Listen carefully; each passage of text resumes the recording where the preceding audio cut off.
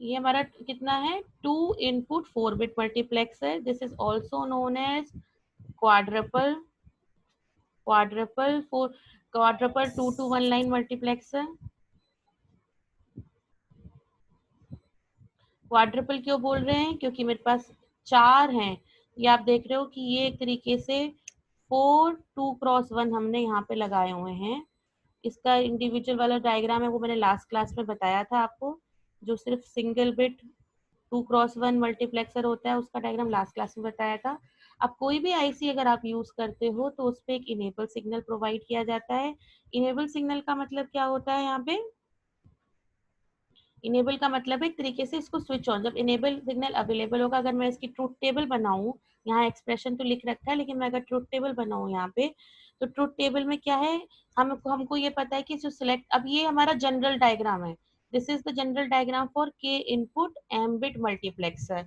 लेकिन मुझको ऐसा डायग्राम बनाना है फॉर 2x1 मल्टीप्लेक्सर। ये कौन सा मल्टीप्लेक्सर यहाँ पे लगा है, 2x1 मल्टीप्लेक्सर। तो इसका सिंबल मैंने लास्ट क्लास में बताया था, दोबारा फटाफट से बता देती हूँ। 2x1 है तो मेरे पास 2 इनपुट है। फॉर एग्जाम्पल मेरा एक इनपुट ए मैं मान लेती हूँ, एक इनपुट बी मान लेती हूँ उसको। आउटपुट तो 1 ही होगा। अब 2 इनपुट का है तो ऑब्वियसली सिलेक्ट लाइन 1 होगी ओनली, एस जो ये वाली सिलेक्ट लाइन है हमारे पास। एक हमारे पास एडिशनल सिग्नल होता है enable signal, which is use to select the IC. Enable signal अगर मेरा एक्टिवेट होगा then only output will be available. तो ये इनेबल सिग्नल हो गया।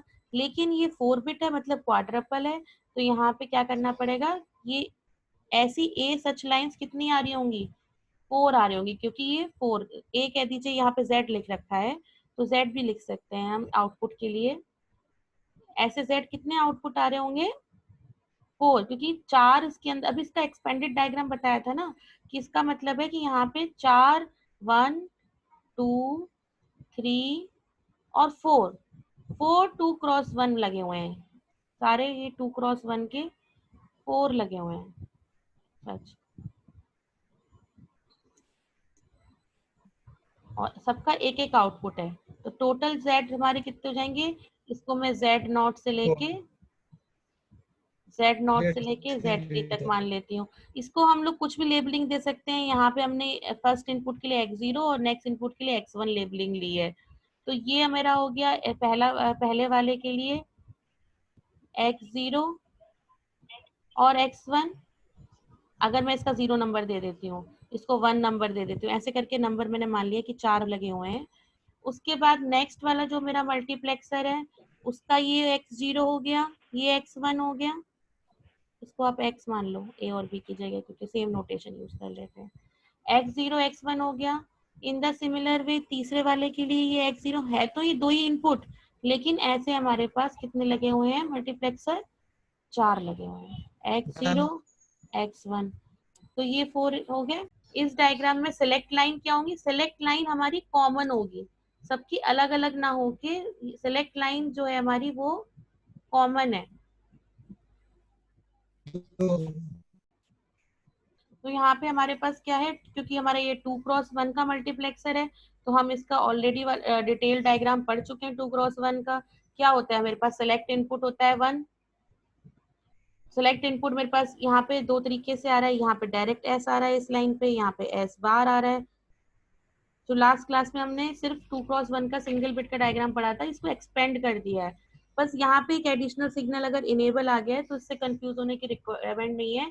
हमने क्या करा है, ये थर्ड इनपुट ले लिया है, हर गेट में इनेबल लाइन से कनेक्ट कर दिया है, क्योंकि ये एंड ऑपरेशन है। ये सारे गेट्स इस लेवल पे क्या है, एंड गेट्स है हमारे। तो एंड गेट्स के लिए क्या कंडीशन होती है कि अगर मेरा any input is low then output will be लो।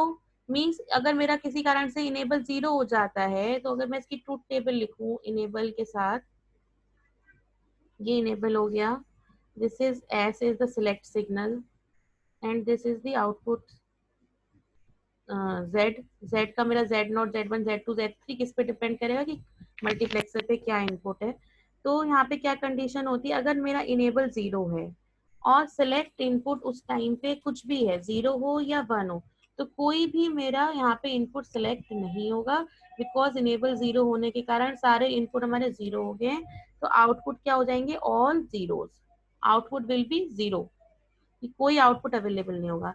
लेकिन मेरा इनेबल इनपुट वन है, तो एस की दो कंडीशन हो सकती है, आइदर जीरो हो सकती है और वन इनेबल के साथ आइदर वन हो सकती है। अगर मेरी जीरो है तो मेरे पास क्या सिलेक्ट होगा, यहाँ पे दो इनपुट ले रखे हैं हमने, एक एक्स नॉट ले रखा है, एक एक्स वन, सारे सबके लिए एक्स नॉट और एक्स वन। तो ऑब्वियसली मेरे पास अगर मेरी इनपुट जीरो है तो मेरा कौन सा आउटपुट पे अवेलेबल होगा, इनपुट एक्स नॉट वाला अवेलेबल होगा। और अगर मेरा एस इनपुट वन है, आप यहाँ से देख लो, डायग्राम से भी देख लो कि अगर मेरा ये एस नॉट हमारा बार है, बार वाला यहाँ पे आ रहा है, तो ऑब्वियसली ये जीरो होने से क्या होगा, ये वन हो जाएगा और ये एक्स नॉट अवेलेबल हो जाएगा। लेकिन ये जीरो यानी लाइन जीरो होने से क्या होगा, ये वाला मेरा वर्क नहीं करेगा। तो अगर मेरा एस की वैल्यू जीरो है तो मेरे सारे मल्टीप्लेक्सर में जो फर्स्ट लॉजिक गेट है वो ही वर्क करेंगे। क्यों वर्क करेंगे, आप इसको फिर से चाहें तो एक बार ध्यान से देख लीजिए। क्योंकि इनेबल इनपुट तो हम परमानेंटली वन रख रहे हैं, तो इनेबल इनपुट मेरा हर जगह क्या हो गया है, परमानेंटली वन हो गया है, फर्स्ट लेवल पे भी और सेकंड पे भी हो गया है। लेकिन एस इनपुट मेरा क्या है, यहाँ पे एस इनपुट मैंने जीरो लिया है, तो जब मैं एस इनपुट जीरो लूंगी तो इस लाइन पे क्या ट्रेवल करेगा, ऑब्वियसली जीरो ट्रेवल करेगा। और ये जो सेकंड लाइन है वो नॉट गेट से लगी हुई है, तो यहाँ पे क्या ट्रेवल करेगा, जीरो का क्या हो जाएगा, वन हो जाएगा। तो जो सेकंड ये वाली लाइन है यहाँ पे वन हो जाएगा। लेकिन इसका जो सेकंड इनपुट है दूसरे वाले गेट का, वो कनेक्टेड है ऊपर वाली लाइन से जो जीरो से, तो ऑब्वियसली ये वाला जो गेट है, ये वाले गेट नहीं कंडक्ट करेंगे इस कंडीशन में। मीन्स ये मेरा वन इनपुट हो गया, सेकेंड इनपुट मेरा वन हो गया क्योंकि एस नॉट बार आया यहाँ पे तो वन हो गया।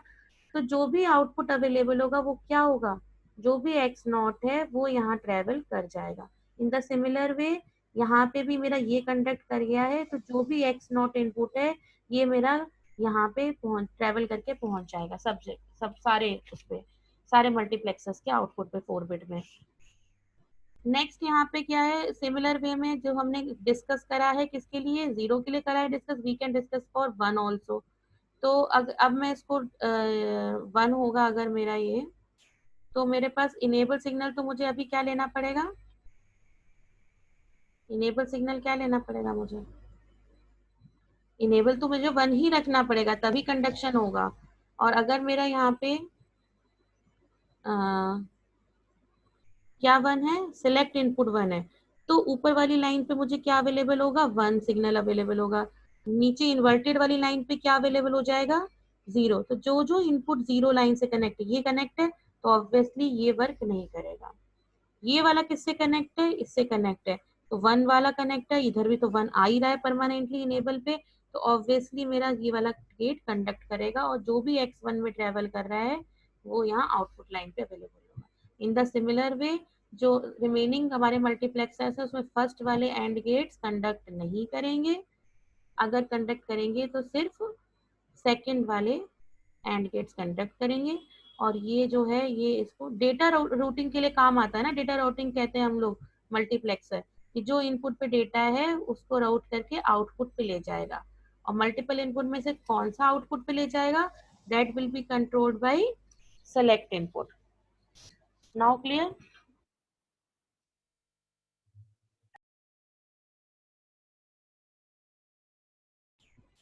So now we are going to realize, actually this question is again important, university में आ चुका है, realize full adder, in the similar way we can implement full subtractor also। तो those who have completed full adder वो फटाफट से अपनी copy में full subtractor का बनाइए और 4x1 से फुल सब्ट्रैक्टर सॉल्व करिए, ठीक है। तो first we need, first step क्या है हमारा सॉल्व करने के लिए, first we need to make the truth table. कभी भी कोई कॉम्बिनेशन डिजाइनिंग आती है तो हमें ट्रूथ टेबल बनानी होती है। अब फुल एडर है तो हमको पता है फुल एडर है तो 3 इनपुट्स होते हैं, let us assume 3 inputs are A B and C input and 2 outputs होते हैं, तो सी आउट। ये हमने टेबल बनाया था लास्ट क्लास में भी, फटाफट से इसको कंप्लीट कर लेंगे।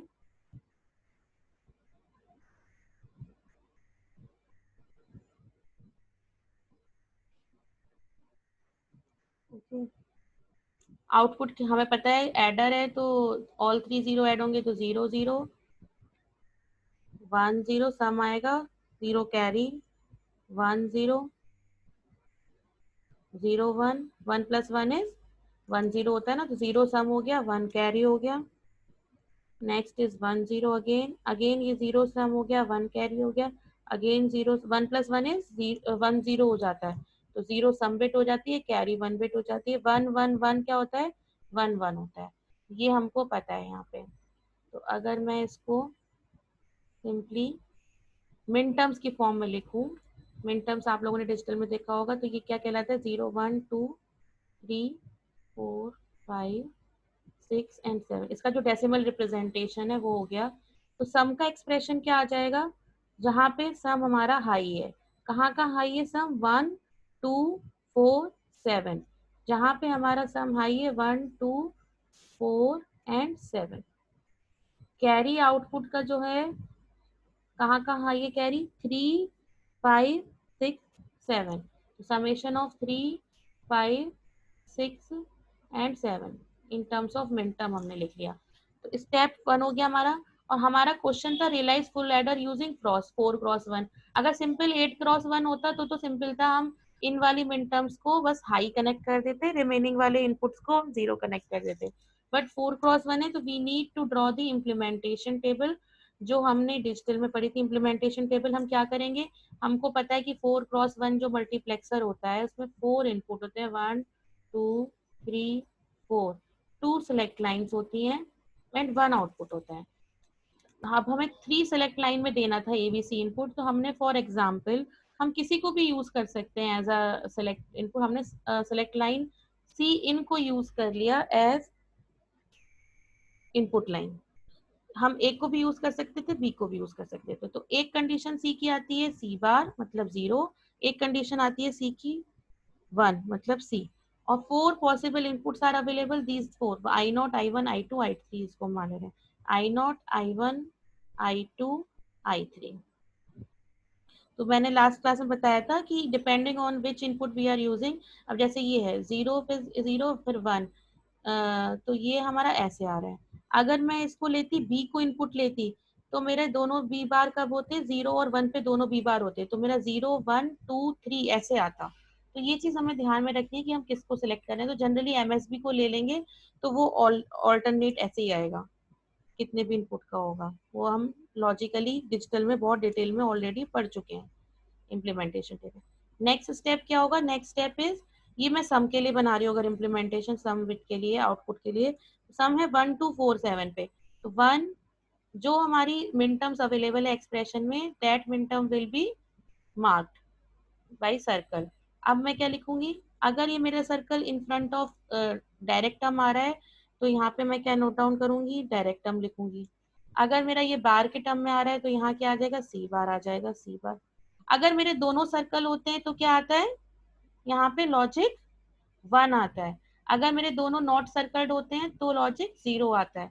और सिंगल सर्कल होता है तो उसके जो भी करस्पॉन्डिंग वेरिएबल है बार और डायरेक्ट, वो वाला वेरिएबल आता है। तो ये जीरो मेरे, होता है। हाँ, फॉर एग्जाम्पल मैंने 4 क्रॉस 1 यूज किया, तो मैंने अगर सम के लिए लिया, तो सम के लिए मुझे क्या कनेक्ट करना पड़ेगा, अगर मैं इसको 0 लाइन 1 लाइन 2 लाइन और 3 लाइन एज्यूम करूँ, I naught I one I two I three, जिसको आई थ्री तक जो कह रहे हैं हम,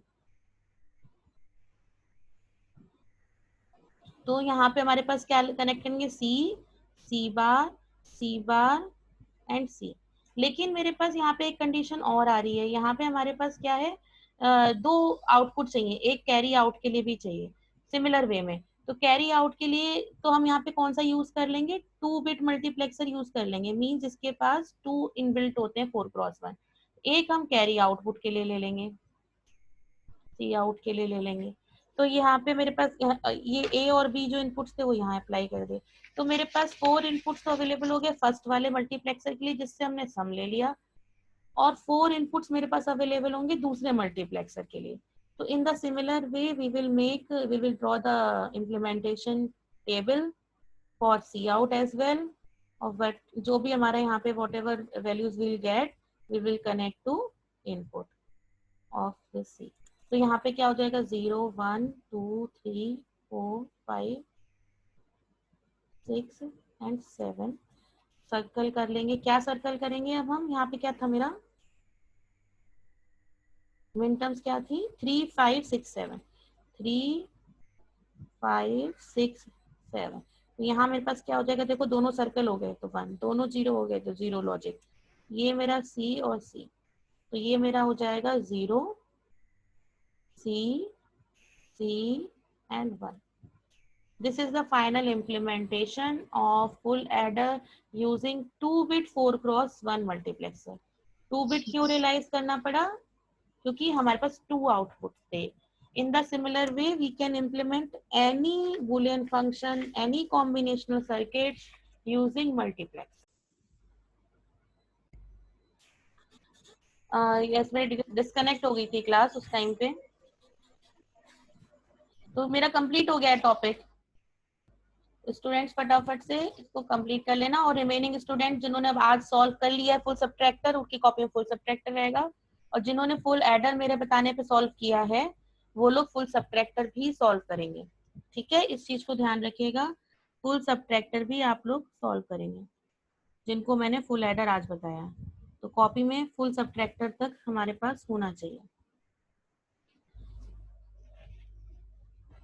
ठीक है, किसी को कोई डाउट है तो पूछ लो फटाफट से।